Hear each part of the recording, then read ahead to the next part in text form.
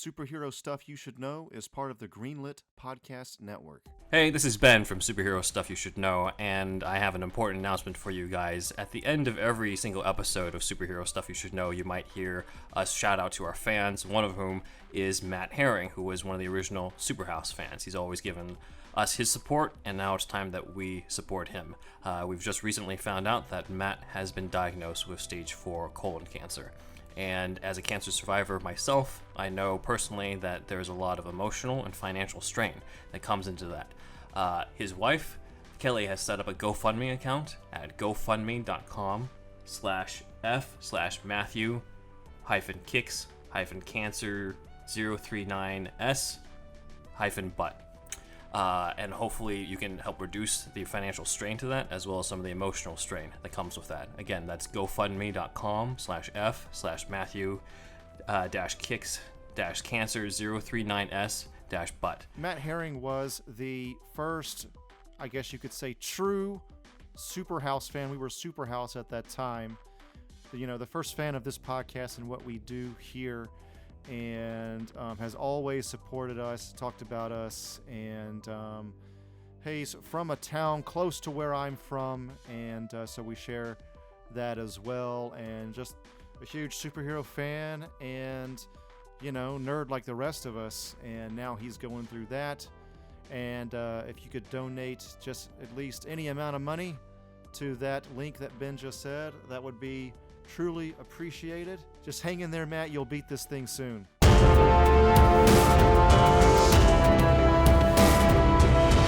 glad you could join me here for a coffee, Batman. No problem, Jim. It's our yearly tradition. Every New Year's Eve. I enjoy it.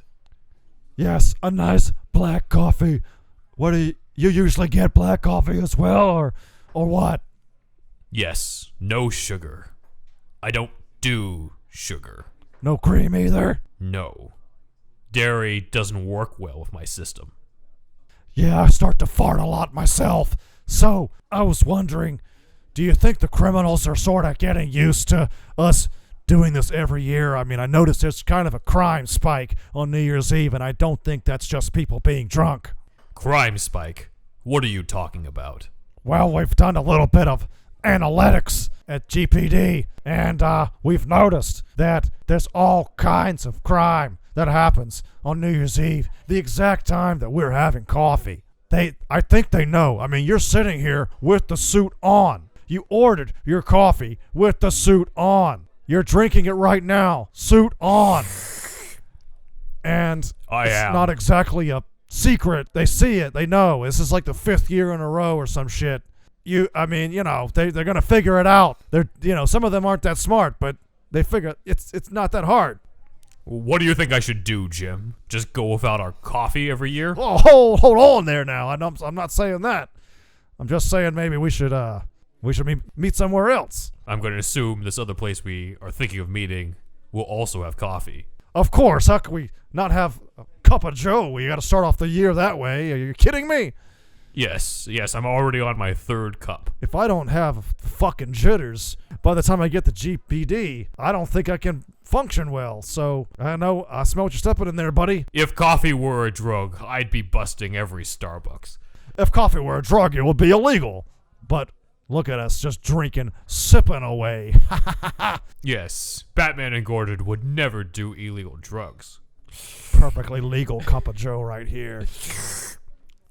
I'll have another. I need a triple shot espresso. I love my coffee. What? I think we might have a problem. No way we don't have a problem. There's no way. The jitters. Jim, are you sure we don't have a problem? It seems like we're kind of prioritizing coffee over crime fighting tonight. Oh, fuck criminals. They don't give us coffee anyway. Who That's cares? very true. Never mind that. Coffee is number 1. I'll drink to that. Me too.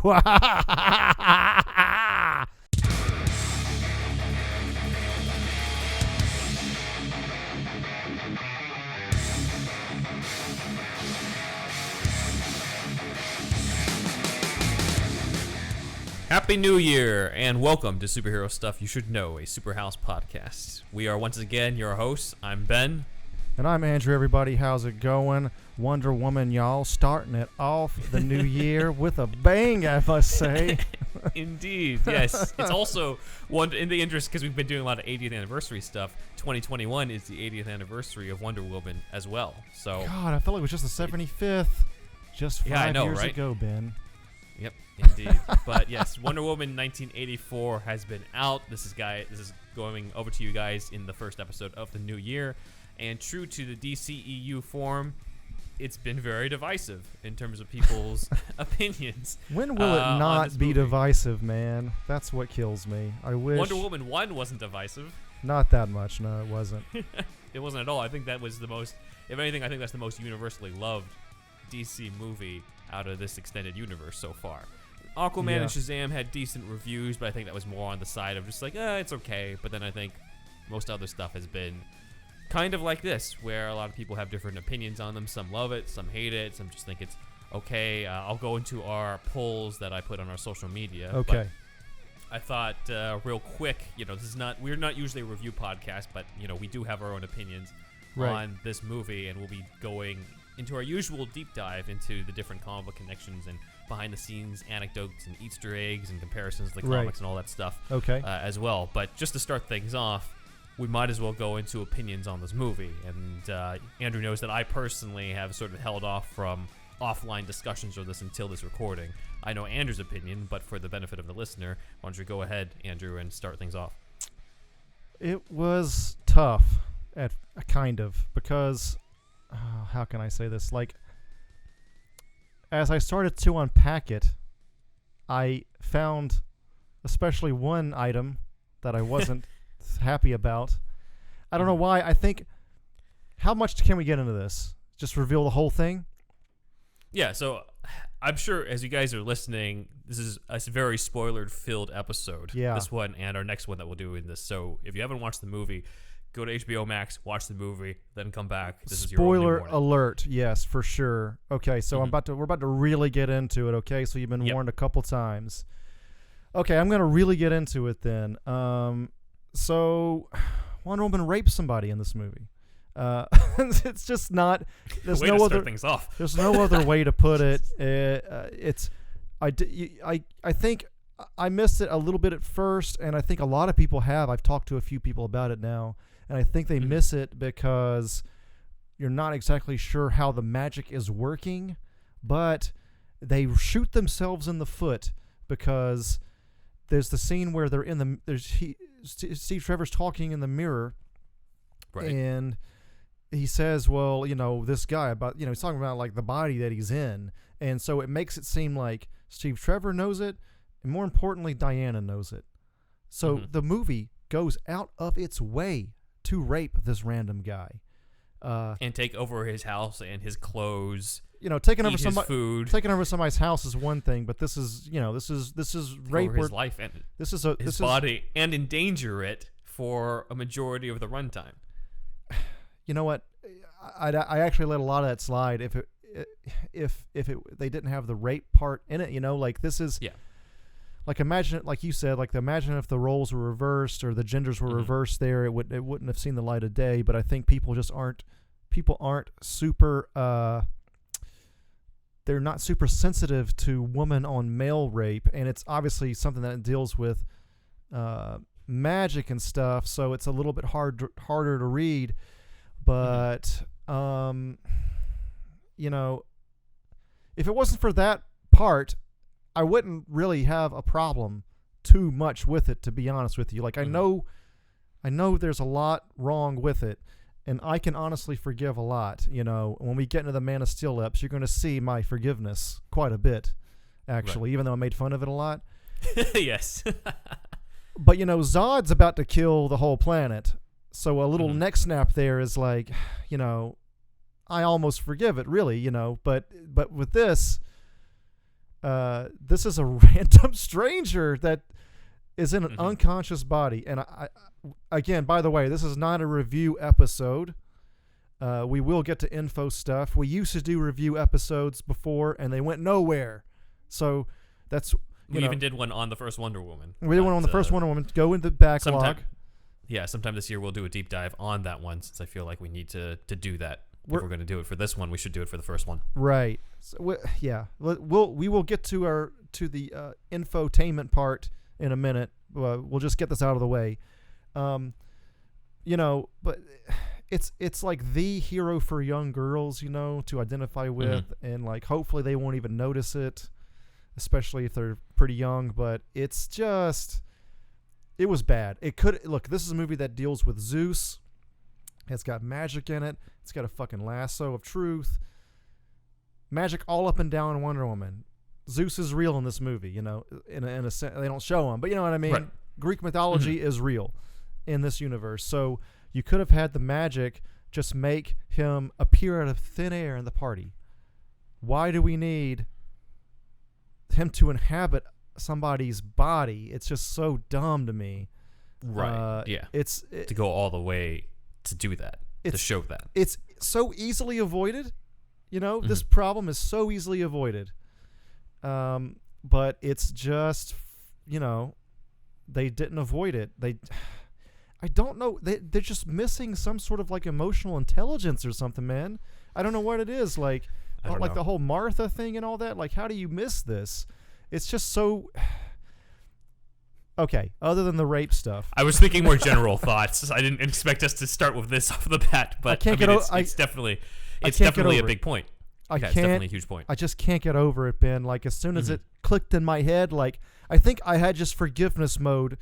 My default is to forgive, but my default really is to kind of let things slide more often than not. I'd like to think anyway.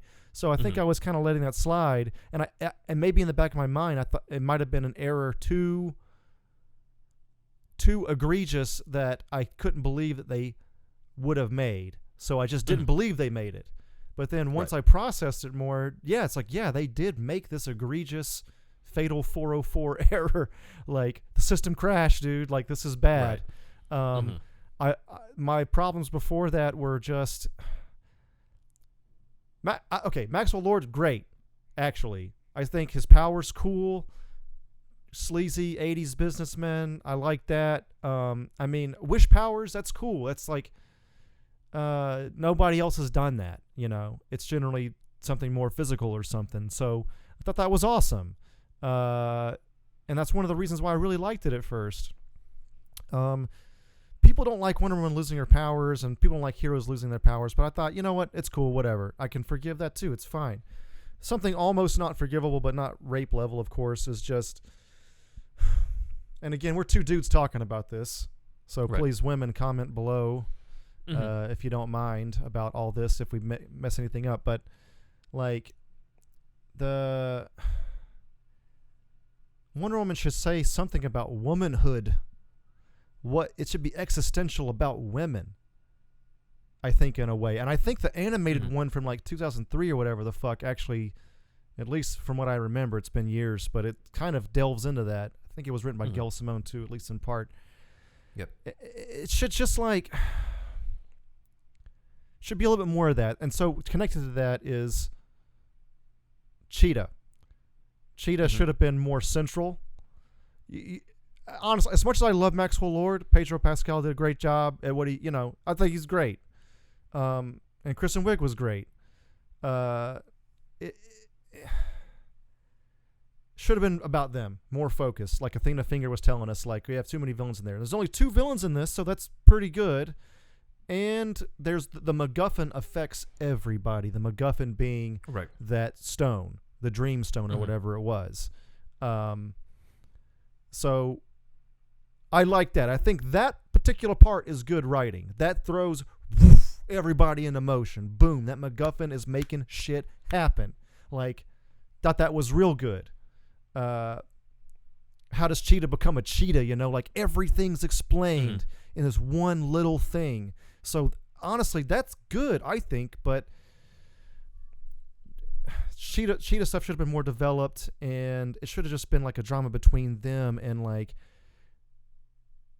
Well, you do have like a little bit of like the man, like a man turning women onto each other in a sense, like making them enemies, or the toxicity between women.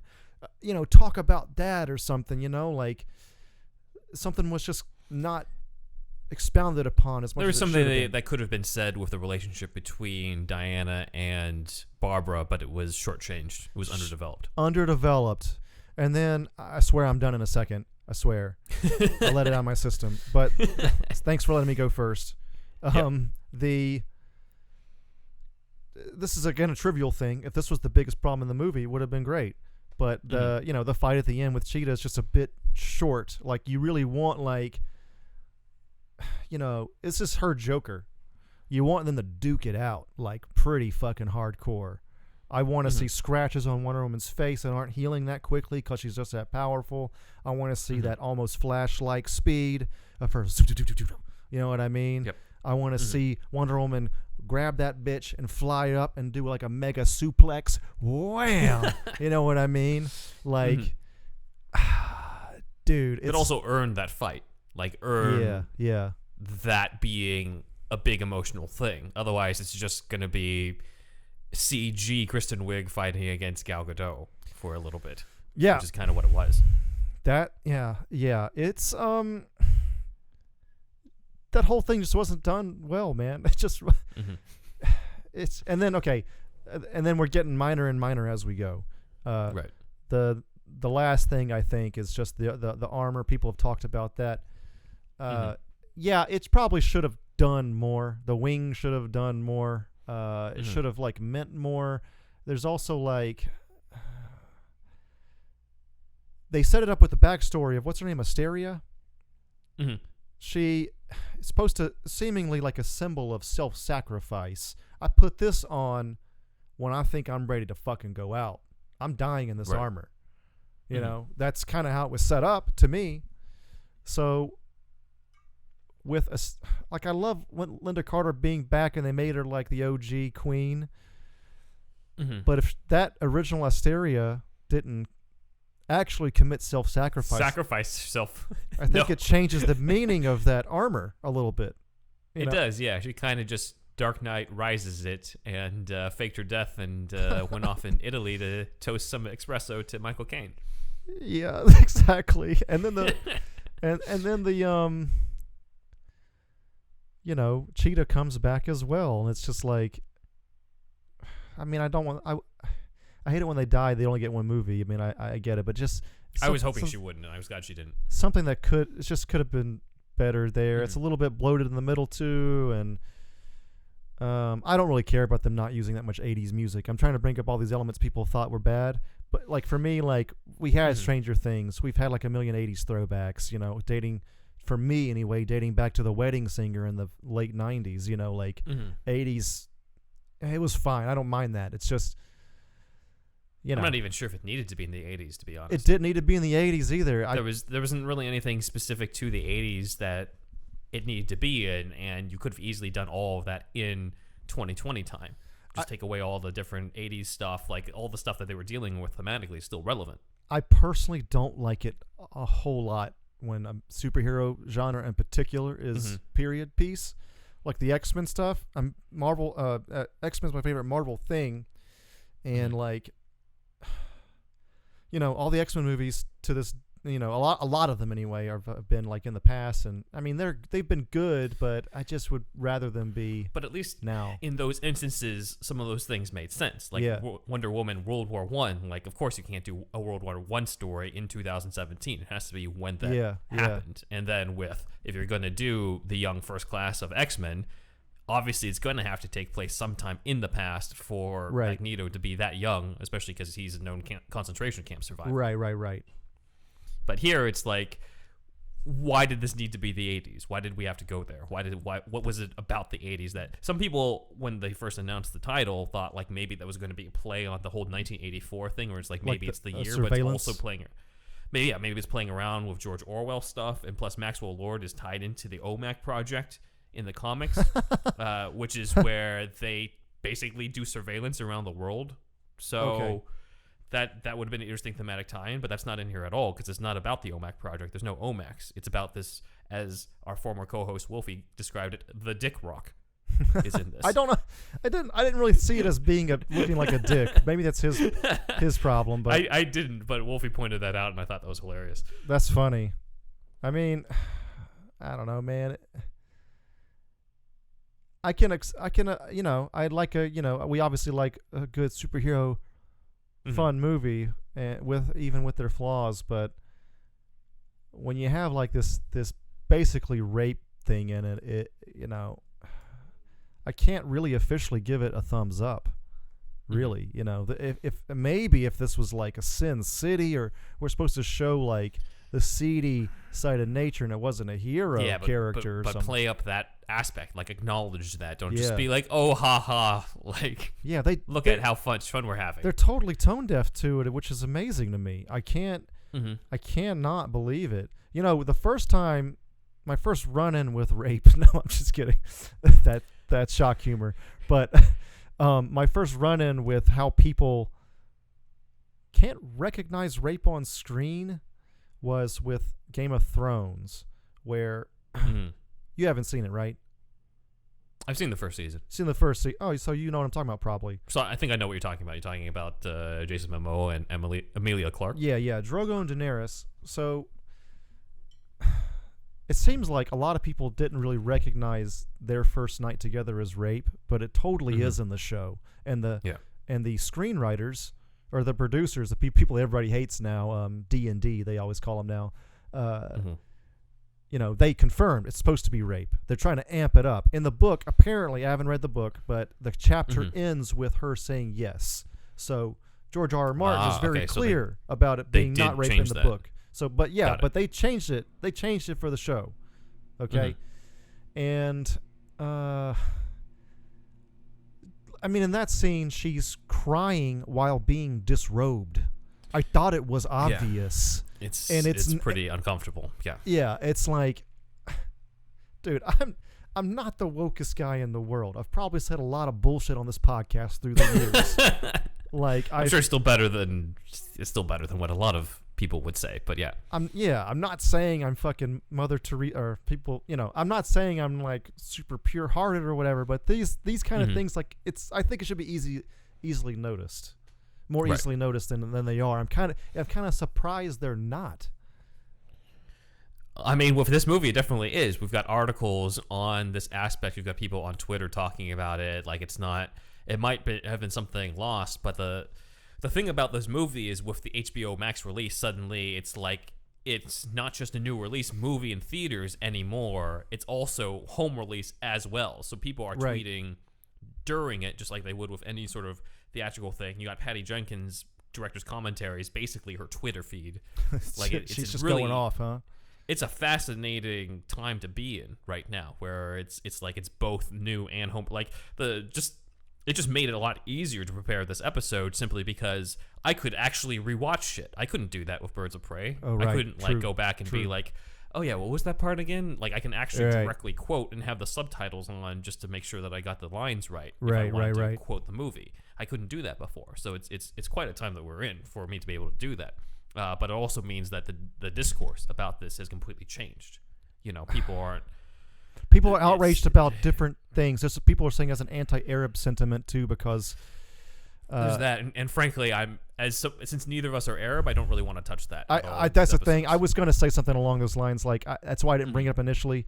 That's out there. Go look at it. I'm not prepared to talk about that at all, and we don't really have anybody for representation on that. So we're going to knowingly kind of sidestep that part of it. So yeah, Gal Gadot is Israeli. She apparently has been part of operations against Lebanon when she was doing her mandatory service. Wonder Woman 1 was not released in Lebanon. So there's all the whole thing. This also could have been avoidable, because did we really need a whole detour into the Middle East? Again, it's set in the 80s. Did it have to be the Middle East? It's set in the 80s. Cold War. Just do Russia again. Yeah. I mean, why did it have to be? It's Iran again, and all the Arabs are bad guys. Like, really? Russia. Again? I mean, I think they sidestep a lot if it's Russia. I mean, if they're going to go 80s, why not do that? That was like the number one thing as far as I remember. There's not a single Russian character in this. Not that I can remember. I don't think so. They want to play up the Cold War, but they don't even have a Russian character. They could have had her speaking Russian in it, just instead of whatever language, Arabic, I think maybe. But yeah, it's just so much could have been done. And again, I probably would have probably maybe given it mostly a thumbs up if it wasn't for that one element, Right. What'd you think, Ben? I've been talking too much. All right, my turn. Well, part of me kind of wishes that we recorded this a day earlier before you had processed those things, because we would have had even more opposite thoughts, because I know that you initially loved it. I really did, because I hadn't fully. I don't know what it is. It takes me a while to process. Yeah, while I was watching it, for me personally, I was like, "This is a slog. This is hard for me to get through." I thought middle it was part. A majority of it. Okay. Pretty much once Maxwell Lord becomes a part of the story, I was starting to check out. Everything else beforehand, I was pretty much on board when I thought that this was going to be a relationship between Diana and Barbara, and how that leads into, maybe it'd be interesting to see what they lead into thematically in terms of what that means. Right. But they didn't really do that, and I just did not find it very emotionally engaging. In fact, I found it quite boring, to be honest. It's way too long. I think structurally it's all over the place. They're trying to make things more emotional than they earned. It's like they put in a million ideas where it's just like, it's the 80s, there's a Cold War, Steve Trevor comes back, there's a Wish Stone, there's Maxwell Lord, there's Barbara, there's Barbara who becomes Cheetah, and there's also elements of Linda Carter, and we're going to bring in the Kingdom Come armor, and they just threw it all in a blender and tried to make it all stick into one thing. Throw in as well Invisible Jet plus Wonder Woman also flying, which kind of renders the Invisible Jet kind of useless. But anyway, a lot of people seem to enjoy Pedro Pascal as Maxwell Lord. Personally, I didn't. I don't know what movie he thinks he's in, but I thought he was awful in this. I just did not like his performance. There's at all. one scene where he gets called loser by his boss. I thought that scene was pretty much cringeworthy, but yeah, it's whatever. Where he's like, "I am not a con man," and I'm like, it's just. I'll go into the reasons why I didn't think it worked. In terms of performance-wise, as I said, I just feel like he's in a Joel Schumacher Batman movie while everyone else is in a Wonder Woman movie. I just think, and more on the side of Tommy Lee Jones and Arnold Schwarzenegger, and less on the side of Jim Carrey and Uma Thurman. It's just it's basically like, oh, I'm acting, and everyone else is just not like that. It's just completely out of place. It doesn't work. Okay, at all. To play devil's advocate there, though, maybe inexcusable in the beginning, but I think some of that is Dreamstone influence. The Dreamstone influence is fucking him up. At the very beginning, it was extremely noticeable with all like the pointing and everything. Like I didn't think it's a TV personality where I think he's kind of lost himself in his own personality. I get it. It just felt, just as a preview in terms of why I didn't think it worked. I don't think the movie quite knew how to present him. Okay, it's like, he's a sleazy guy. No, he's sympathetic. No, he's not quite sympathetic. He's just using Barbara for sex so he can get the stone. Oh, she, still kind of like it. Sometimes he's playing it sinister. Sometimes he's playing it sympathetic. But it's like, it's not done in a way where it's balanced out, or done where I'm like, I didn't think his character worked for me at all until the very end. Okay, and that's a problem. Okay. More along the lines of what you said, I thought Cheetah was completely wasted. I thought Kristen Wiig was the only real character I was invested in, and they eventually just underdevelop her and reduce her pretty much to being a henchwoman at the end. Yeah, that kind of just turns her into Cheetah just so that she can fight Wonder Woman. I'm like, that's what you're going to do with Wonder Woman's great nemesis? You're going to make her basically be the muscle in this? Again, sorry to interrupt you real quick. We're not women, so we can't say too much about it, but like what... the theme could have been if it was between just her and Cheetah. It's like, why are women? Isn't there a topic? Please let me know if I'm wrong in saying this, but isn't there kind of a topic out there of like, why are women so mean to each other? Why is there toxicity amongst women? You know what I mean? Like, I feel like I've heard that kind of topic before, and that's absolutely a thing. Yeah, there's absolutely an element of wanting to have several people I know in my life are like want more, they want more female friends but can't because of some things that get in the way, and it's not something I personally have dealt with, but it's something that they've dealt with, and it's something that they could have spoken to. And again, as we said, we're not, we're two straight dudes talking about women's issues in this, so we're not really going to go that much into it. But in terms of, if we take all the gender issues aside, in terms of just pure writing and character relationships, a lot of the beginning is just sort of setting up Diana and Barbara. It's setting up that friendship, and it's very weird how they do that divide between them, because it's basically, here's Barbara who wants to improve her life and have a better life and have people notice her more, which is very fair. And then this is pointed out in the Forbes article, like the moment where she's supposed to turn evil is when she beats the guy who was trying to sexually assault her, and it's supposed to be played off as like evil in some way, Right. Even though that's not at all how it should be. It should seem like that's a good thing. She should absolutely stand up for herself. And then it's kind of like, why is it then that Diana has to tell her, like, no, you should renounce your wish and go back to being this person who you were before. Meanwhile, I'm this, gorgeous immortal who with all these superpowers, and I just want my boyfriend who's taken over this guy's body. Like, it's the morality of this, as the Forbes article brought up, is kind of skewed, but also I'm just like, I don't like what this says about personal development. I don't like what this says about, like, hey, don't work on yourself. You should go back to where you were before. You trying to change yourself means that you're trying to be somebody you're not. And I don't like that element at all. I mean, especially because a lot of superheroes are built off of, like Batman especially is a paragon of self-development because he turned himself into this type of person. And maybe that's not what they intended, but that's what it comes across as to me. I think it's just like the Cheetah, that whenever she's beating that guy up, it could have been better for sure. I guess the way I was initially reading that was, she couldn't handle the power she had gotten, or you know what I mean? Like she was angry at him, and she was about to be raped twice. So like, you understand it. And it seems like she was the first time. The second time she could have just continued. Yeah. Maybe she did. It seems like she did, but then it's ambiguous. It's ambiguous. It's just a weird way to bring that about, as opposed to her outright killing somebody.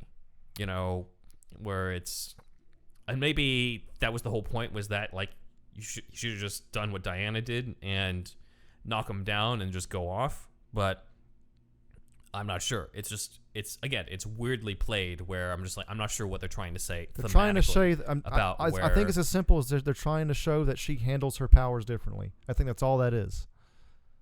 Right, but then where does that come from? Why does she suddenly like lose her morality? They should have set up that she had always had. You know what I mean? Like, there's toxic nerd shit online, and there's like the ultra conservative, like neo-Nazi nerds, like from 4chan and shit. Like, maybe I'm not saying she's a Nazi at all, but I'm saying that like if she's a nerdy girl like that, like, and she's always been shat upon by society, maybe she's sort of in that realm. Like, they should have set up earlier on that she's, even though she's nerdy and never looked upon, maybe it is her fault, but she doesn't notice it, or it's hard to explain. Right. Like, she should have had that kind of evil quirk to begin with, or something made her evil or something. I find that less interesting if she's like, she's always been bad, that type of thing. I'm just trying to think of other ways you could handle it. I know. But to me, it seemed way more emotional to have this be about Wonder Woman and Barbara, and have something to say about what path Wonder Woman takes and what path Cheetah takes, that is more than just like, oh, like you got to sacrifice your wish, when that is also tied into something that is presented as something good for Barbara. On that, to me, it's weird where it's just like, let's set up this relationship between these two women, and then suddenly it's just like, here's Max, who Diana has no relationship with, and is now suddenly the main villain, and we get a lot of screen time of him. And it really just feels like some exec said, we can't have a female hero versus a female villain. What do you think this is? It's a literal cat fight to me. I mean, yeah, but I mean, that's Wonder Woman comics with Wonder Woman versus Cheetah, and B, like I find it somewhat demeaning that she, and again, I'm not speaking in terms of on behalf of female representation because I'm not female, but in terms of purely from a standpoint of storytelling, I'm like, it feels like you've cheapened somebody who could have been a very interesting villain with a very emotional tie into Diana. So many things they could have done, man. She's just really reduced to being this one dude's henchman. Throw in, Yeah. you know, if you reverse the genders, right, where it's maybe, you know, Batman versus Harvey Dent or something, I would still feel the same way. I agree. You know, the fact that it is a female hero versus female villain makes it even more disappointing when you add that factor into it, because it's to me, it's sad that I can't really point to a lot of good female-led superhero movies right now. There's mainly Wonder Woman 1, and I like Birds of Prey, but everything else I'm kind of just like, Captain Marvel to me was really generic, and this one I just would not recommend. So, Well, Captain Marvel was generic, but there was no rape scene in it. Well, yes. Or rape, that too. rape setting, at least. Mhm. You know, like Yeah. she...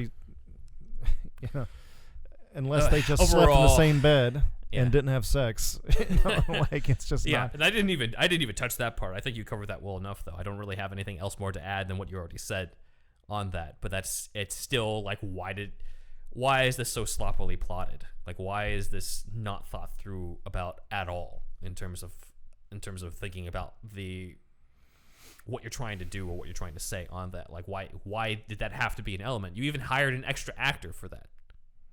Yeah. So Yeah. overall, I'd say a disappointing film to top off what was probably a disappointing Christmas for a lot of people, considering this year where, you know, imagine, and I know there are a lot of people who still liked it, but I mean, this year itself, you know, you get the treat of having this new release movie on HBO Max. You sit down at the end of a year that's been very terrible to a lot of people who are laid off and have lost people, everything like that, and what you see is a mess. Just watch the good animated ones, you know, like there's what else Yeah. I mean, on a positive note, I thought also a lot of the action was good. I loved you know, some creative tactical stuff, like her grabbing a missile and flying that way, grabbing the bullet. lasso stuff was pretty sweet. Her using it as like a bullet shield or whatever was cool. You know, it seems like Patty Jenkins really loves a goddamn leg sweep. She did this in the first Wonder Woman, I think. Like, she loves Wonder Woman doing leg sweeps. It's still cool. Like, action sequences, mostly good, honestly. Like, just the action in and of themselves, you know? And like I said, like all the actors were good, you know. You know, Gal Gadot's good, Wig is great, and I thought Pedro, you didn't like him, but I thought he was pretty good. I don't know. It just didn't bother me all that much. And again, I don't hate Pedro. Yeah, you know, yeah. I just didn't think this is not like one of the big performances. I like him in Mandalorian. In this, I wasn't expecting him to be Mandalorian as a bad guy or anything like that. Some people say, like, you go into these things with too high expectations, or expectations what you want the movie to be. And I'm like, no, I go in just expecting something good. And I don't think I got that. You just can't. It's a fatal error to have the hero rape somebody. You're still... I can't. No, I agree. Cannot get over. I completely agree with you. Yeah, no, I completely agree with you. Again, Zod was destroying the entire fucking world. I know. Snyder had better judgment than this. It's ugly.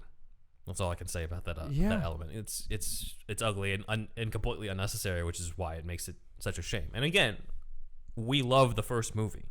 Yeah. I want more Wonder Woman movies. I want more Wonder Woman movies with Gal Gadot and Patty Jenkins, and more of the villains like Cheetah and Veronica Cale and all those characters. But this is, to me, I didn't enjoy it at all. We did have a poll on social media as of this recording. As you could expect, it was pretty interesting. So Instagram, 47% voted liked it, 53% voted hated it. I only had two options on that, so it could only be like and hate on that. So that's down to the Instagram. That's not down to me saying it could only be those two. Twitter poll it was even more interesting, considering it's Twitter. but 17% said I hated it, 33% said liked it, and 50% said it was okay. So, again, like I was kind of expecting more on the negative side, just given how much Twitter has been kind of not been thrilled with this. Yeah, but we'll see. You know, it's just funny. Like, a lot of people aren't noticing the rape scene that much, I feel like, but there's still outrage about it, and I just don't know why. If it's not the rape thing, and if it's not the anti-Arab stuff that I don't want to get into right now, like, why is there outrage about it? You know, like, I feel like it's just. So it was. So if it's not that stuff, so it was. Then it's just like a kind of like poorly written, superhero movie. Why such vitriol? Right. You know, I think it's. Some of that might be a little bit. People are just so used to the Marvel thing, but Marvel's just so like you can rely on most of their movies, and also again, like I'd say the first Wonder Woman is less Marvel-like than this one. Right. You know, I know. This one has more humor and more cheesiness and more magic shit. You know, like this one. If anything, this one is more Marvel than a lot of the Marvel movies. It felt a little bit like Dawn or Superman too, in a sense at times. Mainly in the beginning. Mainly in the beginning. Yeah. But also, the Dawn or Superman era was pretty much the only superhero movies you were getting in the 80s. So it kind of makes sense that if you're going to evoke 80s superhero movies, those are the ones to evoke, because there weren't a lot at the time. There was that, and then 89 at the very end, which kind of just feels more 90s-ish at this point. Yeah. So. I wish I could have been ecstatic about this. Yeah, no, I agree, and again, I think a lot of it does come down to what I was saying with, like, it's 2020, you're trying to settle down for Christmas at a holiday there where you're more used to being more connected to people, and this is what you get. Like, even, you know, you had a lot of industry professionals talking about this. Diedrich Bader, the voice of Batman in Batman the Brave and the Bold, and Harley Quinn even tweeted about it, being like, Wonder Woman 1 is like one of my favorite superhero movies. I don't know what the hell I just watched. Really? Was his tweet on this. Yeah. Wow. Yeah. So, it's not just, that's great, actually. Fanboys. It's not just fanboys. It's a lot of people. And sure, again, this movie has a lot of people who liked it, and there's probably a lot of people who are part of our audience listening to this now who might not be too happy with me, but whatever. This is my podcast, and our podcast, but still. Yeah. But I mean, again, we treat everybody fairly, and we're still going to do this deep dive. We're still going to go into all the different comic book connections, and I'm still going to bring up stuff I did like. I know it seems like I hated the whole thing, but there were things that I did like, and we're just gonna treat this like we treated all the others, because that's just what we do on the show. Swear this is not a review episode. Swear. Yes. We swear it's not. But we thought we might as well take a break right now before we jump into the big information, and we'll come back after the break with the comic book connections and the deep dive into the movie. Stay tuned.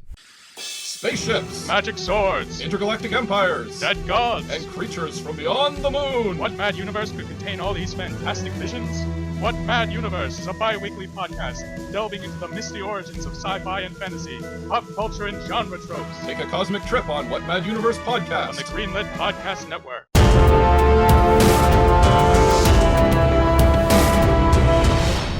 Robin, come forward. Okay. It is time for your initiation. Okay. That's why I have the candle. Oh, okay. It's a little weird, but all right. Raise your hand. Okay. Okay, good. Repeat after me. Mm-hmm. I, Dick Grayson, do solemnly swear to defeat all evil and corruption in the beloved Gotham City, to throw all criminals into Arkham Asylum after brutally beating them within an inch to their lives, including breaking all of their bones and making them beg for their mothers. I promise to defeat the bad guys and all that That's other not stuff what I said. you said, and Robin, you know there's going to be a quiz on this. Repeat after you, and then I mean, Robin, I don't much, think I you're got- taking I got this the gist. seriously. I swear, Dick Grayson. This is Me. a solemn vow. You must be able to memorize this. I have a good memory, but there's a limit. I tell you that much. Dick, I question how seriously you're taking this job. That's like the iTunes agreement. I'm just going straight past and clicking OK. Agree. That's me with your code of conduct or Wait, whatever. you just agree to whatever iTunes gives you? I mean, doesn't everybody? No, I give it to Alfred to read. That's butler abuse, man. That's too much. You shouldn't be doing that. Alfred doesn't want to read that shit. I think Alfred probably just skips through it too and just tells you he read it. That's my detective skills. I'll tell you that much. Wait a minute, you might be right. Alfred, get in here. Yes, sir. Right away. You rang? Alfred, do you actually just skip to the end of the iTunes agreements and click I agree? Well, now that you've cornered me here, Bruce, yes, I just scroll down it. I don't have time for that. I just scroll straight down while drinking some tea and having some crumpets and some vichyssoise, as you do, and I just click it and just, it's usually fine. Alfred, why are you not thinking about the Batcave security? Now Steve Jobs is Steve Jobs is dead, but Apple has access to the Batcave because you decided to just skip through the terms and conditions of iTunes. Well, I don't really know why you want it installed on the Bat computer anyway. But, I need to listen to music and some sweet tunes while I'm looking through forensics. Your music is a bit old-fashioned, even for me. I've seen what you work out to. It's weird. Yeah, that's weird, man. Anyway, yeah, I mean, I clicked agree to yes. I said yes. Hey, my hand's still up. I want to put my hand. Can I put my hand down? Fine, you can put your hand down. Oh, Let me. Okay, finally. I swear to be Robin. Kick ass. That's me. You see, the boy, he has agreed to your crusade, and this candle, it's already burned to the wick. Fine, I'm just gonna bench press to Ray Charles. Okay, I'm gonna have I'm gonna work out with you, but I'm gonna have my AirPods in and listen to some techno beats. And I shall go finish my vichyssoise and listen to my heavy metal. All right, everybody, if you like that sketch right there, we have that, plus news, plus we're bringing back some opinion pieces and review type stuff and all kinds of stuff in our $5 tier on Patreon. So just go to patreon.com/superherostuffpod, and if you become part of the $5 tier, you can see these new bonus episodes. Basically, consider it Superhouse DLC. This is Bane, and you're listening to Superhero Stuff You Should Know. When this episode is ashes, then you have my permission to die. All right, we're back, and we're finally here to talk about the movie in a deep dive sense and not in a review sense. Yes, So, the actual though- deep dive is coming now. Thank you, Ben. Well, though we still will talk about our opinions on different things. So, just in a nice reversal from all my negative comments in the first half, I will say one of the best parts of this movie is this opening sequence on Themyscira. Yeah. I don't know how you thought about it, but I thought it was Good. I thought this was where I was just like, okay, I'm so glad I'm watching this. Love like this that is where baby. I was preparing this. That baby. Love that Wonder Baby. So I was thinking that maybe this was a different actress from the young 8-year-old Diana in the first movie, and it turns out it's not. It's the same actress. Same girl. That's great. Same baby Wonder Woman. It's It's a Lily. little Her name Wonder is Baby. Lily Aspel. Yeah, she played 8-year-old Diana in the first one, and now she's like 12 or so, and she gets to play her a little bit grown up. If Patty Jenkins does manage to do a third movie, I wouldn't be surprised if it also has another opening sequence with a more grown up Lily Aspel to just sort of complete the loop over here. So Right. I thought that was really cool. And according to Patty Jenkins, a lot of the stunts that you see her do were actually done by Lily herself. Okay. Which, makes sense considering the fact that she's a child, and it'd be very tough to have a stunt double child. You know what I mean? So Right, to yeah, have yeah. somebody who's already talented, that makes a lot of sense.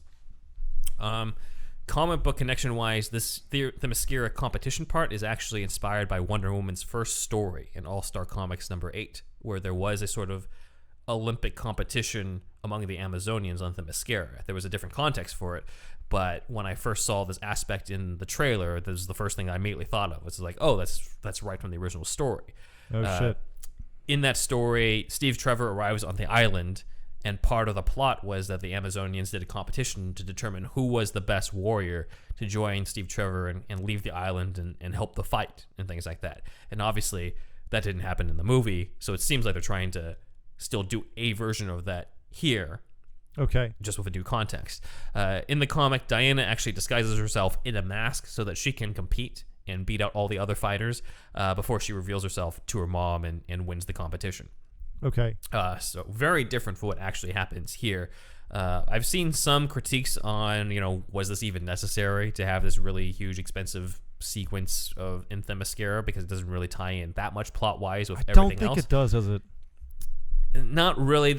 I think they're trying to do the theme of, like, the truth will set you free, that you can't do shortcuts, which is kind of ties into the whole wish thing, at the end. I guess it does, yeah. But it's still a little not great. muddled. Yeah. It's a little muddled. It's a fantastic sequence, but it's also, you could cut it and the rest of the movie would have been the same. Still makes sense, yeah. It still makes sense. It's kind of like how I feel about the bank robbery sequence at the beginning of The Dark Knight.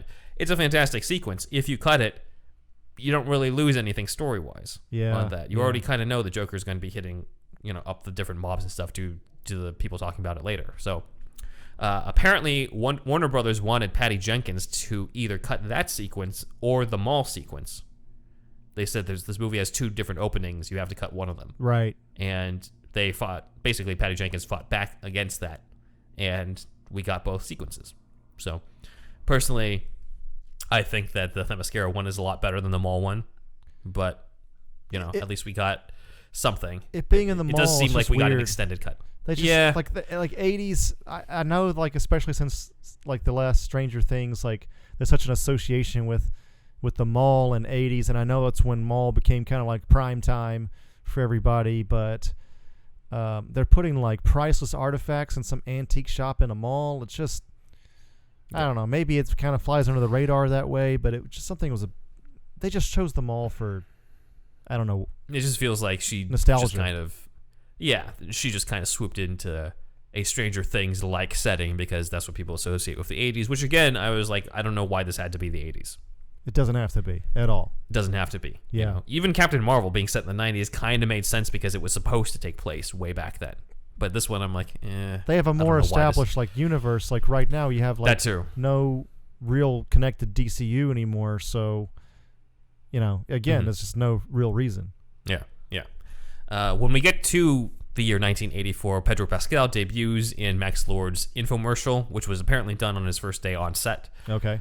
Which makes sense. Maybe they shot chronologically. I'm not really sure. But one funny fact, and a lot of people pointed this out, Pedro Pascal has been in a previous Wonder Woman adaptation before this in a completely different character. In 2011, David E. Kelly tried to do a Wonder Woman pilot. He tried to do a Wonder Woman show on NBC with Adrian Palicki as Diana, and Pedro Pascal plays her Commissioner Gordon, police liaison named Ed Indelicato, who is a comic book character. So in 2011, Pedro Pascal is basically, starting out as a TV actor and is in this pilot that doesn't go anywhere. And then just imagine being cast as the main villain in the major Wonder Woman movie about 9 years later. And also, it's a hell of a trajectory. And like Game of Thrones, very, very loose connection, but he's sort of a feminist hero in that. Sort of. I mean, he's fighting for women in his family, I believe, his sister or something. And I remember people talking about that, but it's just, I'm just throwing shit out there, Ben. It's kind of a cool fact, though, about him. The opening was deliberately evoking the Christopher Reeve Superman films, as we talked about. Okay. And again, that's mainly because the main superhero films of the 80s were the Chris Reeve movies. Superman 2 through 4 and Supergirl were all done in the 80s. Batman 1989 is the outlier out of those. Right. Plus, they didn't really have any scenes of Batman in daylight in the 89 movie anyway. So it makes sense. Yeah, that's right. Patty There's Jenkins, not many. Yeah, Patty Jenkins is a huge fan of the first Superman movie, which we did a 5-part deep dive on. So check that out, guys, if you haven't already. Didn't know. We might have a lot of newcomers on this. Who knows? That's true. That's true. She felt that, quote, It's not always about Superman, rape. Yeah, It's the only time ever it has been. Again, I can't believe that this is the first thing we have to talk about about this movie. I was not expecting to pop in Wonder Woman 1984 on HBO Max on Christmas Day and have this as an element for us to talk about on this podcast. Dude, they made Joker, Aquaman, Shazam, Birds of Prey. DC on a roll. Wonder Woman 1, like Wonder Woman 1, yeah. it's just like, it was about to get to that point where it's like, why should we be making fun of DC movies? We have so many good ones here. Yeah. And then this happened. But anyway, sorry, I derailed it. Let's get back on track. Patty Jenkins said that she, quote, I think Superman wrote the book on what a hero can inspire in children. I really care about doing that too. I love so many superhero films, but ones for the kids feel super important to me. So, I think I appreciate that sentiment. Even if I'm not a huge fan of this movie, I still appreciate that sentiment and that intention. Right. On that. It's Wonder Woman is operating in Washington, D.C., which is actually not unusual at all for the character. She's resided there several times. It's just not as synonymous with her as, Metropolis is for Superman or Gotham is for Batman. They talk about Wonder Woman being like a diplomat of sorts. Yeah, which you would think would have her in, like, New York for the United Nations. But, for a fair period of time, she was, working, dealing with the Air Force and stuff like that in the Linda Carter TV show, I believe. So it kind of makes sense that she would be in an area where there's a lot of government and government officials, and a lot of symbolism of patriotism in America during that time. Right. During the mall sequence, there is a jewelry store. This is according to denofgeek.com, but the jewelry store is named Kozlov Jewels.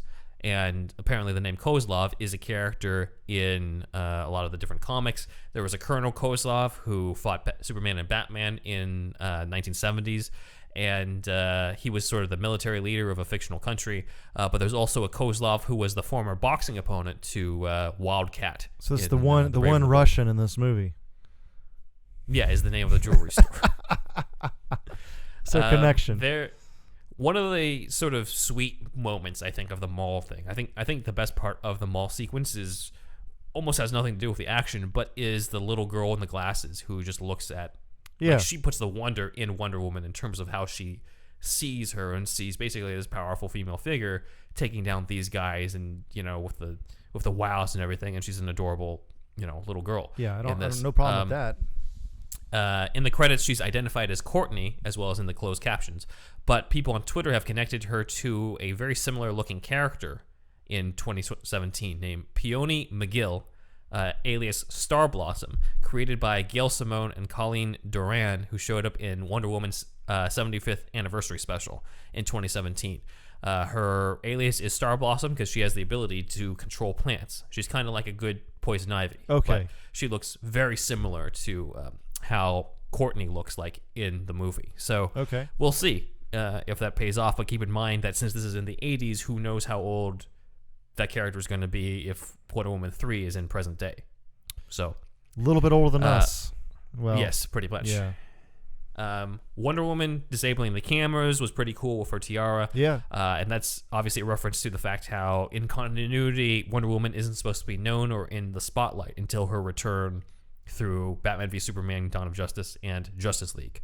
During this. So they're trying to keep the timeline intact, which again, I'm like, if you set this in 2020 where it was after all that stuff, you wouldn't have to do all this stuff. So, right. Oh well. Yeah, they're not really connecting anymore anyway, are they? I thought DC kind of gave up on that. I think it still is somewhat connected if it's not Joker or the Batman. Like it still feels like continuity-wise, it could still work. It's just up to you which version of Justice League you want to pick at this point. That's the other thing. Like, okay, anyway. There's now more than one Justice League, yeah. Moving on. I don't remember her using her tiara as a weapon in the previous I don't think she Wonder did. Woman movie or Batman v Superman or Justice League, the one that we saw. But correct us if we're wrong in the comments. We'll probably find out as well because we're going to be revisiting a lot of these movies this year anyway. But this movie with the tiara is one that Wonder Woman has done in the comics as well. Let's see. there's some great Easter eggs in her apartment for fans of the first movie, including, and I'm sure you've heard about these, the photos of the characters, her team in the first movie, including Etta Candy.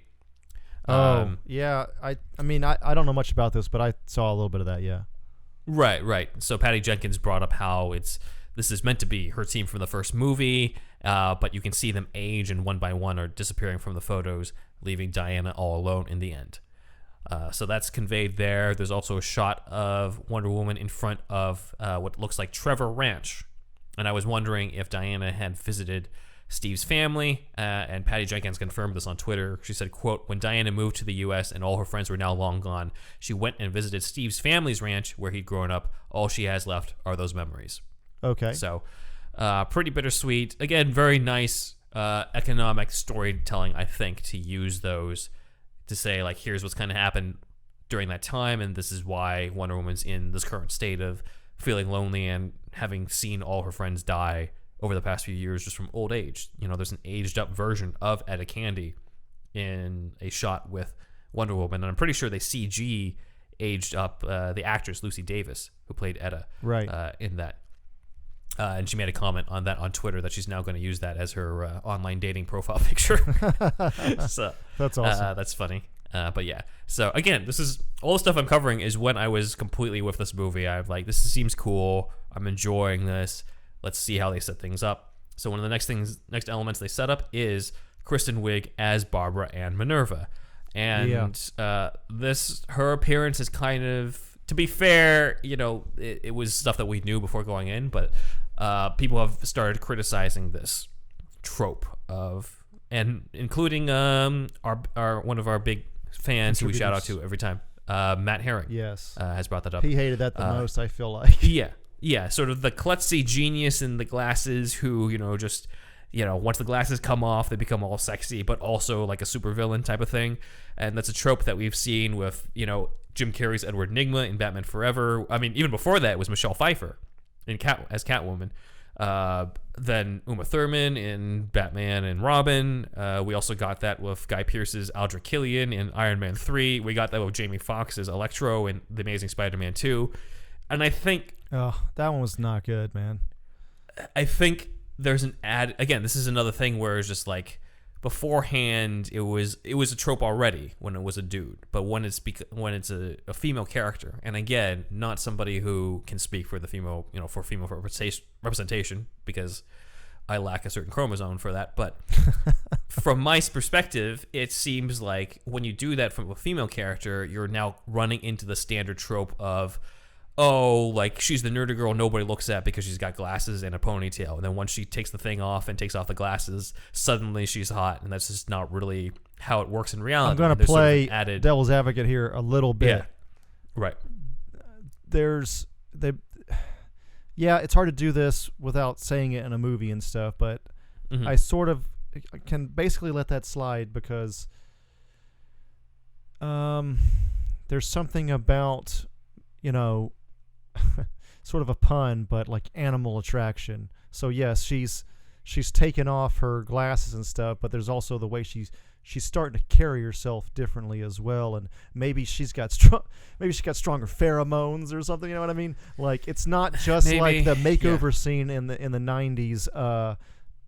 Remember, like back in the 90s, they just take the girl's glasses off. Yeah. It's like exactly. It's well, that's what I'm. Like I don't think it's that though. Like, she's got a full on, like, the Dreamstone is starting to work, so she's got a full on, like, internal change as well. She's got super strength already.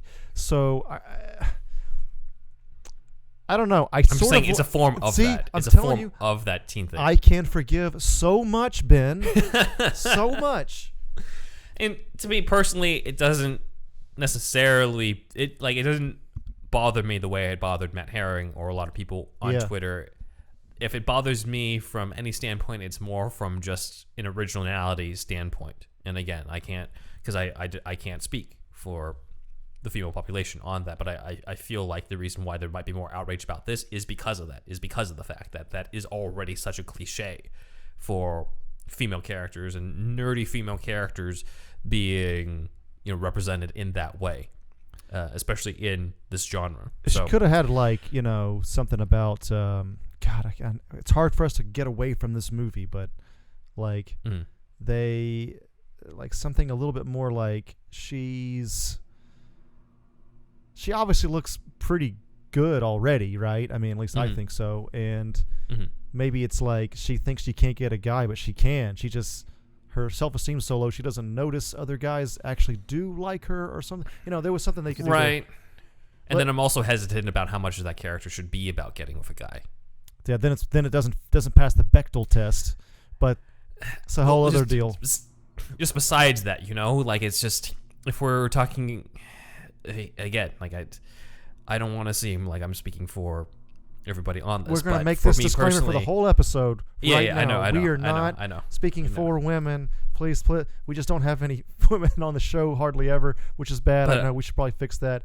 But if we talk about, if we're using the other versions of this trope with Edward Nygma, with Jamie Foxx's character, with Guy Pearce's character in Iron Man 3, they never wanted to be noticed more by women. It was never about that. Their entire arc wasn't centered along the lines of trying to catch the attention of the other sex. It was all about what they personally wanted, regardless of having, you know, more sex with somebody on the other side. And I get that it wasn't, in this version, it wasn't all about that, because she meets Max after she makes that wish. Yeah.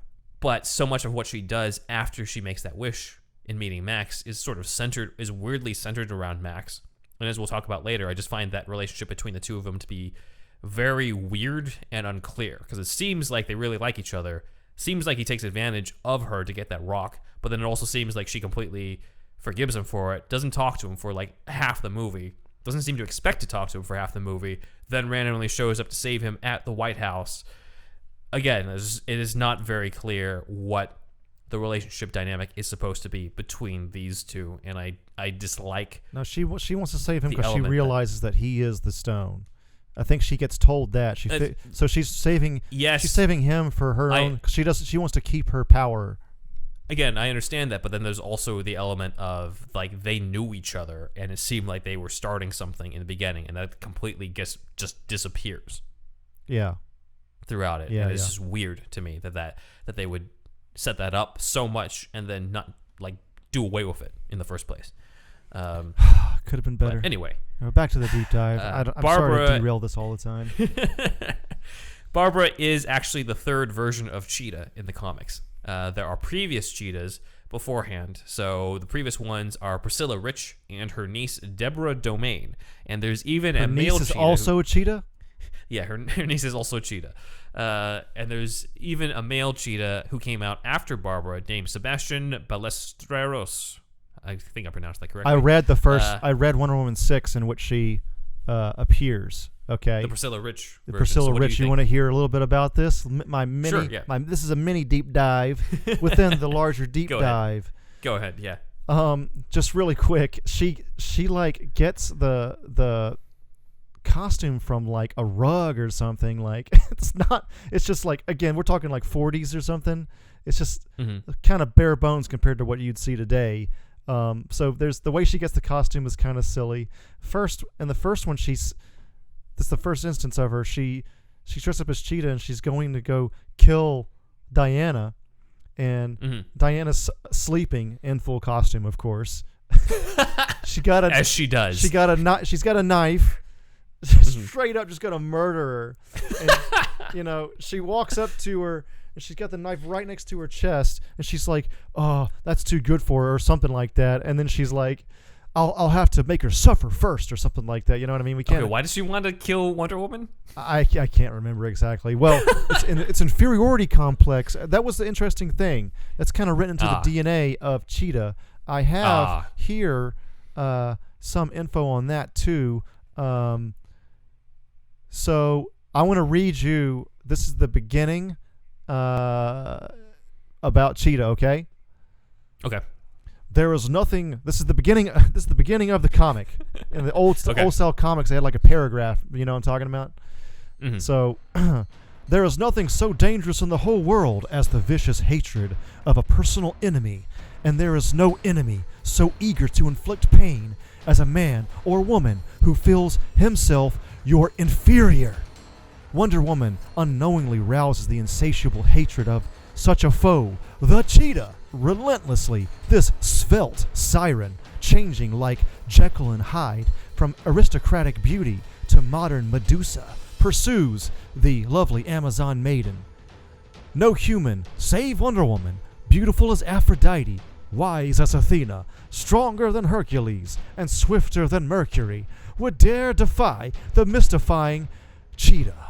Fight her girl to girl and strive to conquer her on grounds of the Cheetah's own choosing. Never before was the valiant princess from Paradise Island fought any foe so elusive as the millionairess, with dual personality in this tale of Wonder Woman and Cheetah. Nice. So I do like there's an element of the inferiority complex in that because of the fact that a lot of what we saw in this is due to her feeling inferior to Diana and wanting to be like Diana. Yeah. On that. So I get that element. And again, like, if we're talking about equal representation here, you know, not every male-led story talks about the male condition. So no, I'm not that's saying true. that this absolutely had to be about the female condition. Yeah, and stuff, I take back some of that, what I said. But also, another standpoint, if you're trying to go for the first female superhero against the first female supervillain since 84's Supergirl, because I think that's the last time we ever had something like that, except for maybe Catwoman, where it was Halle Berry versus Sharon Stone. Doesn't count. It's especially in this day and age, I think it's more interesting if it has that element that you're talking about, or at least some sort of thematic element that might not be specific to the, you know, what it's like to be a woman in 1984 or 2020, but something specific about the human condition. And again, thematically, I just felt like it didn't really gel to me on it based off of the way they portrayed Cheetah's transformation. Yeah, they could have had, like, you know, make more people root for Cheetah because it's like, oh, you're a god. At least I was a human at one point. You know, what were you, made from clay? You know, I don't know. It could have been some shit like that. But What were you, trained to farm? yeah. For Man of Steel. Yeah. So it could have been, since, like, going back to the deep dive, the inferiority thing being part of Cheetah's DNA, seemingly, that whole thing could have been, you know, they could have gone into that more. Yeah, going into rivalries, you know, on the character from one to the other. Like, there's a lot more you could dive into outside of, like, oh, you want to stop Max, but I want to protect Max, and that's it, you know? Right. Okay. Barbara Minerva is actually the first Cheetah, though, to actually become like a human cheetah, which is probably why she's just wearing a suit in the one in the Priscilla Rich one, which is hilarious. Priscilla Rich and Deborah Domain did the same. It looks a little bit like a Catwoman, but Cheetah, because she's got like a little like bonnet head thing going on, and So what was confusing, because Andrew and I were talking about this in prep for the episode, but Cheetah's first appearance as Priscilla Rich was Wonder Woman #6 in the 40s. But Barbara's first appearance in Post-Crisis is Wonder Woman #7, Post-Crisis in the 1980s, which just goes to show how inaccessible comics can be to people these days. It's rough. Where it's just like, oh, you just got to read Wonder Woman #7. Oh, which one? You know? Yeah. And then you add in Rebirth into it, just fucking forget it. So Barbara Barbara was created by Len Wein, the creator of Wolverine, among other things. Oh, shit. Okay. And George Perez in 1987. And there's a lot of differences. There's a lot of differences between Barbara in the comic versus what we saw in the movie. First off, she is not a nerdy American scientist at the Smithsonian, but is a British heiress in Nottingham, England. Okay. And she has an African servant named Chuma, and I'm glad that was not carried over. That's pretty bad. Okay. There's no wishing stone in this version. She drinks a potion that comes from a plant, and there's some sort of blood ritual that comes with it. And she isn't friends with Wonder Woman in this version, at least in the 80s version. She's immediately is already Cheetah, finds out that Wonder Woman has this lasso, and she wants that lasso, and that's pretty much the main story of Wonder Woman 7 through 9 in her first appearance as Barbara Minerva. So yeah, very different in that I do like what the movie was intending to do. I say intending to do as opposed to what it did, but intending to make it more about this friendship between them and breaking it apart and trying to say something about that, as opposed to her already being evil, already wanting something out of Diana, like all those elements that are in the original comic. Right. So I do kind of prefer what they were trying to do here. The original Cheetah, the Priscilla Rich version, was in Super Friends as part of the Legion of Doom. However, the Barbara and Minerva Cheetah is the most popular because she has been in countless other media. I was amazed at how much she's shown up over the years that I just she's in maybe Injustice. just didn't notice. Yeah, she's in the Justice League and Justice League United animated series, voiced by Cheryl Lee Ralph, most famous for flirting with Batman, who even kisses her in the two-parter Injustice for All. Oh, shit. That's what I remembered her from. She was also in The Brave and the Bold as a sort of mix between the Priscilla Rich version, where she looked like her, but she was also said to be Barbara at the same time, voiced by Morena Baccarin, who, of course, is one of the greats because she's in everything from Deadpool to Gotham to Firefly, all those things. She's in DC Superhero Girls, both the web series, voiced by Ashley Eckstein, who is most famous for voicing Ahsoka Tano in Star Wars. I always forget DC Superhero Girls exists, and I've actually seen the first episode. You got no excuse. I really have watched it just to see what it was about. She was in the TV show version of DC Superhero Girls as well, voiced by Tara Strong, who also voices Harley Quinn in a lot of things these days. She's voiced by Claudia Black in Justice League Doom, Erica Luttrell in JLA Adventures Trapped in Time, as well as the video games Lego Batman 3 and Lego DC Supervillains. She was in Batman Unlimited Animal Instincts, voiced by Laura Bailey, who was also Catwoman in the Telltale Batman series. She was also in Lego DC Comics Superheroes Justice League Attack of the Legion of Doom. That's a hell of a title. Voiced by Cree Summer. She co-starred with the Rosario Dawson voiced Wonder Woman in the DC animated movie universe movie Wonder Woman Bloodlines, voiced by Kimberly Brooks, who also was Kathy Duquesne in the Mystery of the Batwoman movie. And then she makes a whole bunch of unspoken cameos in a shit ton of other animated things. I've counted the 2009 animated Wonder Woman movie, Justice League New Frontier, Superman Batman Public Enemies, Batman Unlimited again, Mechs vs. Mutants, Justice League vs. Teen Titans, The Death of Superman, Justice League Dark Apocalypse War, and the one movie that we've covered on this podcast out of these, Batman, A Death in the Family, which we saw together, where she gets shot to death by Jason Todd either when he's Hush or when he's Red Robin. Oh, yeah, that's right. I forgot she was in that, honestly.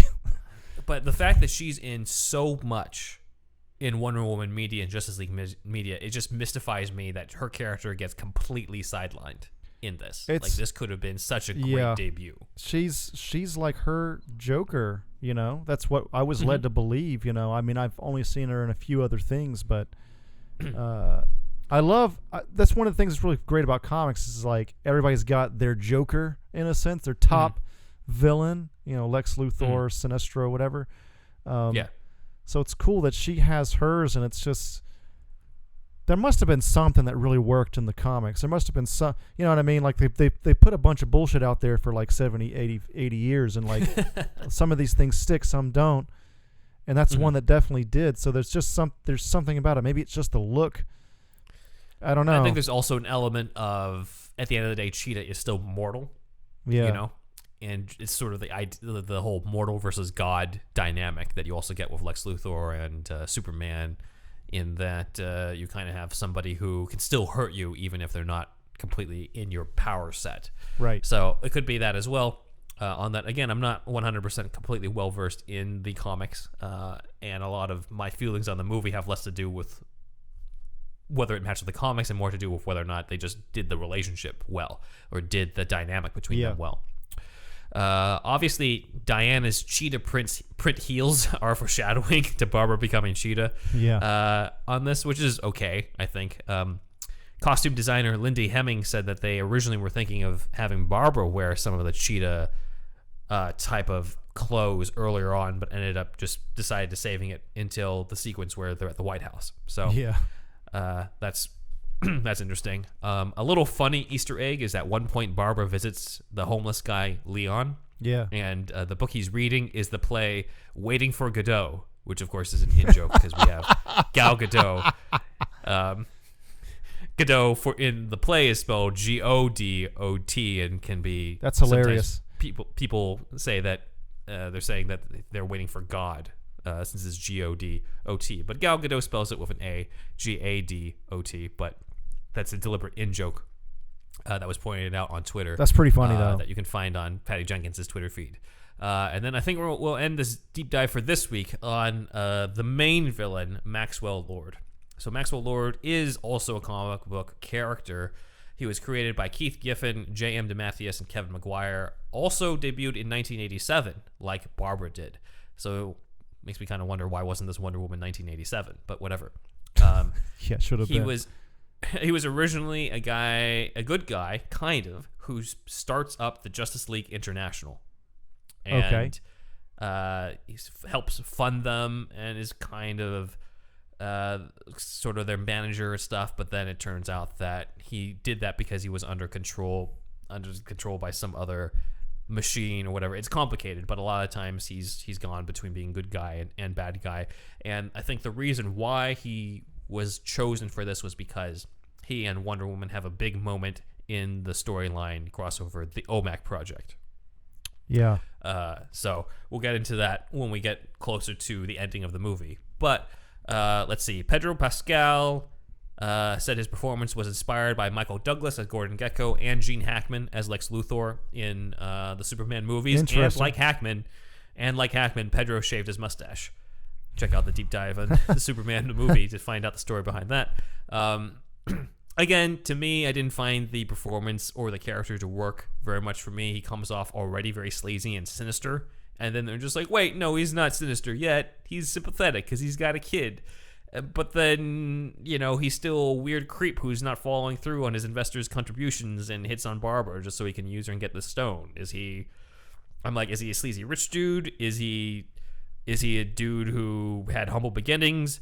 It seemed like there was a potential Trump connection, but then he's not Trump because he's a poor Latino dude. Like, it's just all over the place, in my opinion, on what they're trying to do. I do kind of like that they changed Max a little bit to acknowledge Pedro Pascal's ethnicity, saying that his original name was Maxwell Lorenzano and having those flashbacks to him growing up as an immigrant and being made fun of. Yeah.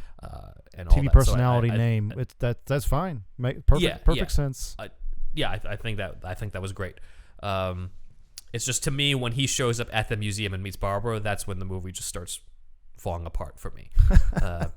So anyway, going into comic book connections. I want to put in a little mini, before you go to comic book connections, going back to the first Wonder Woman 6, there's a panel. Sorry, I just have to say this, man. But there's a panel in which Wonder Woman literally says, "Oh, I'd love to wear handcuffs."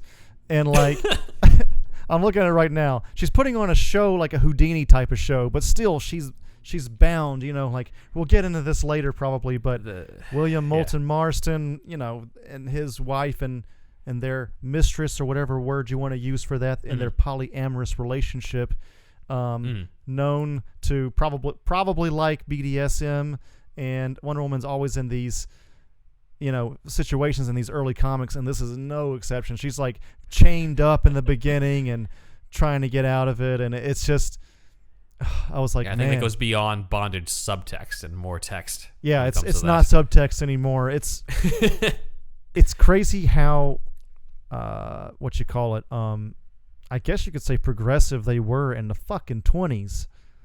Mm-hmm. We're not even most people don't even know what polyamory is today. And then they're fucking women are trying to get the vote, and they're part of it, by the way, Moulton Marston and his wife and their girlfriend, they're part of that whole suffragette movement.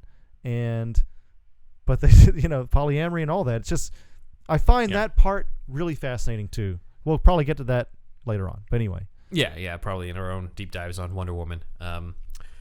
A lot of Max is different in the comics. His real name in the comics is Maxwell Lord IV.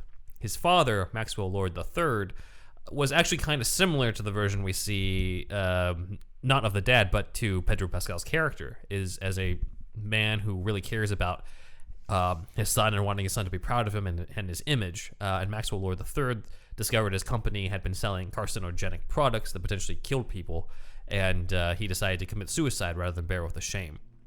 So that is a very different background to Max's father compared to what we saw in the movie, where it just seemed like he was an abusive dad. The Black Gold Cooperative Company is made up for the film. Instead, in the comics, he is in charge of something called Innovative Concepts. And like that Max, he does reside in Washington, D.C., though his secretary is named Ms. Wutenhofer, as opposed to the young blonde secretary in the movie named Raquel. He does not seem to have a son named Alistair. That just seems like that was something they added into it. I couldn't find any instances of Maxwell Lord having a son. I was even seeing if there was a Maxwell Lord V, but I couldn't find anything. There is a storyline in the 80s called Invasion, or actually I think the 90s, actually, where the aliens called the Dominators set off a gene bomb, and that gave Maxwell Lord powers, and it gave him a sort of low-level mind control over other people. And later on, when they turned him into a full-out villain in 2005's The OMAC Project, he would use that to sort of mind control people and even mind control Superman.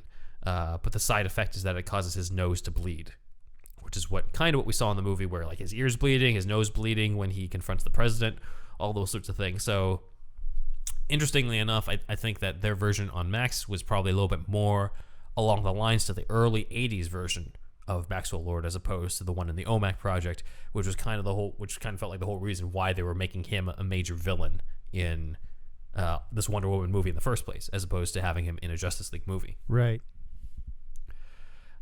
This is also not the first version of Maxwell Lord to come to life. We saw him in Justice League Unlimited, voiced by Tim Matheson. He was in the episode Ultimatum, where he was the manager of a superhero team called the Ultimen. He was also in Smallville in his live-action debut, played by Jill Bellows as part of the Checkmate organization, which is what he's a part of in the comics. Most recently, he was the main villain of Supergirl Season 1, played by Peter Fasinelli.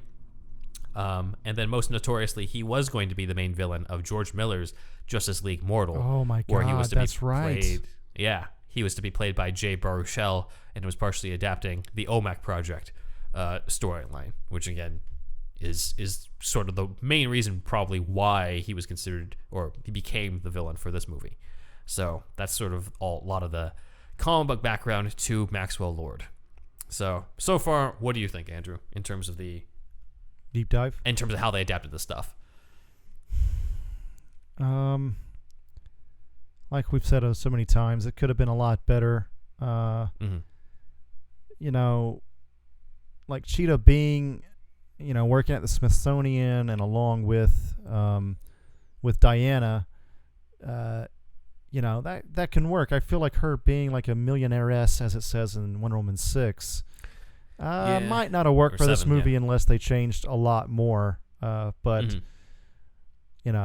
so you have a good basis for them to be friends there, and so I think that change is fine with me. And Max Lord, I don't know. I liked him probably more than you did. I know I did. We went over that, but as far as the difference from the comics, I don't know. That mostly worked for me as well. Again, I forgive so much, Ben. I forgive so much. One thing. It's just not. It's just you can't let it go. Anyway, I'm going to try. I'm trying. Exactly. I'm trying. I can't blame you, and I don't think you should. Honestly. Yeah. I don't think you should.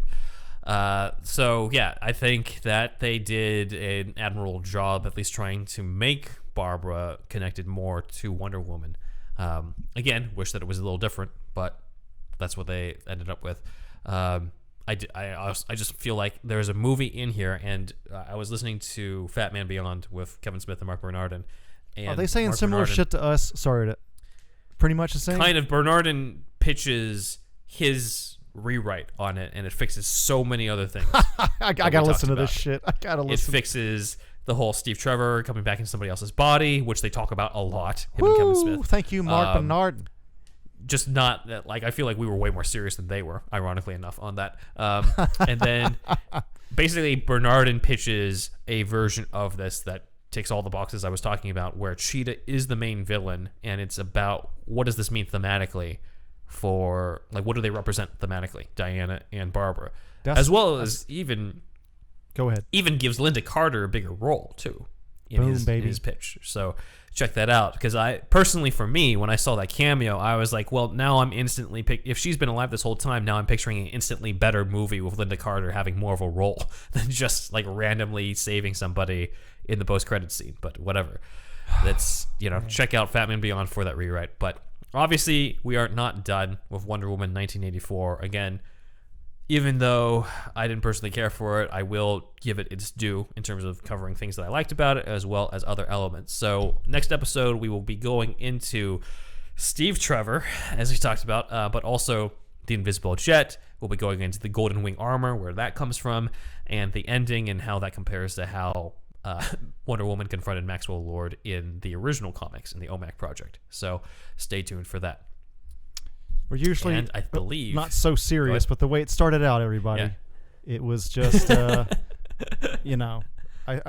wish we would have been a little bit more jokey this episode, but what can you do? It just fucking was this kind of episode.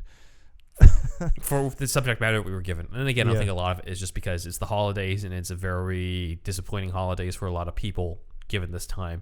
Some people don't have family members with them who they thought they would have during this time, or are not able to see their family members, and it can cause some more intense emotions about something that, in another context would just feel like another superhero movie.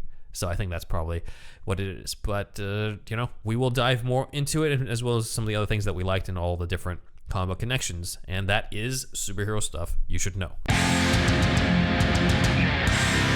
So starting off with our shout-outs this week, as I did address Matt Herring, but I wanted to share his tweet where he said, quote, "Hey, Wonder Woman 84, the clumsy genius trope is bad, and you should feel bad. There are a million great subversions of this trope on display in real life, from high-functioning and successful autistic people to introverts of all shades. Do better, be better." So thank you, Matt. Thank you, Matt. Also on Twitter, at Richard S. Scott J. said, quote, "Thanks to SuperHousePod, I have read the Batman 82 and Year One scripts. Both are easily my favorite films that were never made." So nice. Thank you for the kind words and for digging into those scripts. I'm glad that you enjoyed them as well as we did. Circling over to YouTube, Captain Beastwinger said, quote, "This has honestly become one of my favorite Batman channels recently. Glad I discovered it." So thank you very much, Captain Beastwinger. Thank you.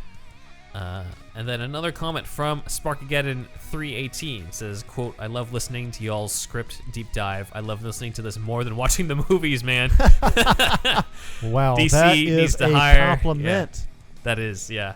He also says DC needs to hire you all to write an actually Batman film in y'all own universe. Thanks for breaking it down and making y'all videos longer. I come to y'all page weekly when I'm bored. So thank you very much. This is the guy from the South, right? Yeah, maybe I should have had you read that one, actually, on second thought. That's okay. It's already done, Ben. That's good. I think I saw that one before, yes. But thank you, Captain Beastwinger. And cool name, once again. And Sparkageddon318. And Sparkageddon, cool name also. Yes. Everybody's cool names. And then lastly, shout out to, on Facebook, a user named Rye Guy has been sharing us out in terms of our videos in different Batman Facebook groups. And is a big fan of ours, so I just wanted to say thank you very much. And hope you enjoyed the episode on here. So thank you very much, guys. And over to you, Andrew. Okay. So we'd like to thank, once again, Kooky Noms, Matt Herring, Elijah B., Shamrock Balls, Aaron Willett, Ian H., Dan D., Leom O., Super Inframan, and Douglas P. Please join the Shasta Army at patreon.com/superherostuffpod. $1 tier gets you the shout-out. $5 tier gets you the shout-out. Plus the bonus feed, one extra episode a week. So it's almost $1 an episode, really. Cancel anytime. So there's that. Please check that out. Thank you to our Patreon patrons once again. SuperHouse merch. We're on the Redbubble store, and that's superhousepod.redbubble.com. So please check that out if you want to get merch that way. We got the Indeed Wizard and the Ben Man merch on there. People want to check that out. We got a request one time for the Indeed, I think it was Walter the Robot, maybe. Yeah, I think so, Indeed Wizard mug. So it's on there, man. So I'm assuming since it's Walter, you're probably a man. But superhousepod.redbubble.com. And please leave us a review in iTunes. Much appreciated if you do that. It increases our visibility within the iTunes store and the podcast rankings and all that.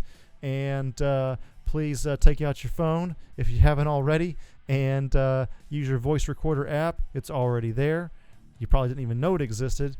And then record us a little something and then send that little recording to SuperHousePodcast@gmail.com. And then you too will be on the show and do a little funny voice or whatever. And that would be awesome. And I'm Thunderwolf Drew on Twitter and Instagram. And I'd also like you to check out my other personal channel, which is Thunderwolf Lives on YouTube. It's mainly the focus of that one. If this one is American comics and stuff like that, focus on that one is more of like my interest in Japan and Japanese culture, Japanese language, and video games. A lot of video game stuff, and of course some anime. Not much manga actually. Probably should do some more of that, but check that out if you're into Japanese stuff. So I'm on there. I'm trying to release weekly on that. So that's another thing. So you can search for either Thunderwolf Live or Thunderwolf Live.